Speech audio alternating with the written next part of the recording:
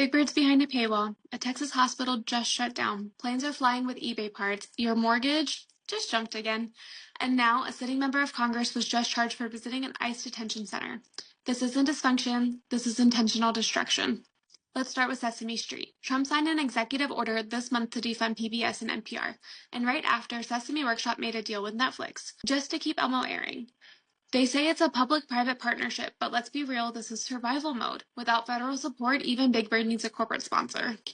Meanwhile, in Texas, Midcoast Medical Center is gone. They served 400 patients a month. People were born there, people's hearts were restarted there, but Medicaid and Medicare just pay too little. And Republicans want to cut Medicaid even more. That's 8.5 million people at risk of losing coverage and hundreds of rural hospitals at risk of closing. And let's talk about Newark Airport. They've had 4 air traffic control outages since April, 1 today. The FAA is literally using 3D printed parts in eBay to keep planes from colliding. Also, 90% of control towers are understaffed, but somehow Congress can't pass a budget to fix this. Moody's just downgraded the U.S. credit rating. Markets panicked, the 10-year-old Treasury yield jumped, and now mortgage rates are back over 7%. So even though the Fed cut rates, homebuyers still can't catch a break.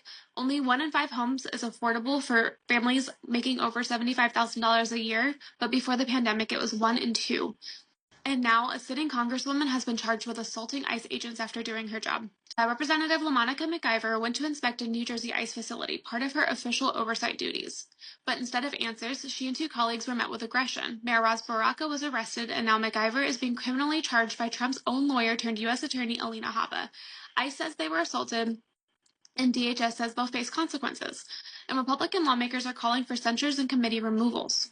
This is what authoritarianism looks like in real time. Public goods are privatized, healthcare is defunded, safety infrastructure is neglected, and basic oversight is criminalized. It's not random, it's not broken, it's working exactly as the Trump administration wants it to. If you don't speak up now, it won't just be Big Bird behind a paywall, it's going to be your rights, your healthcare, and your voice. Call Congress, share this, show up, because authoritarianism doesn't need a uniform.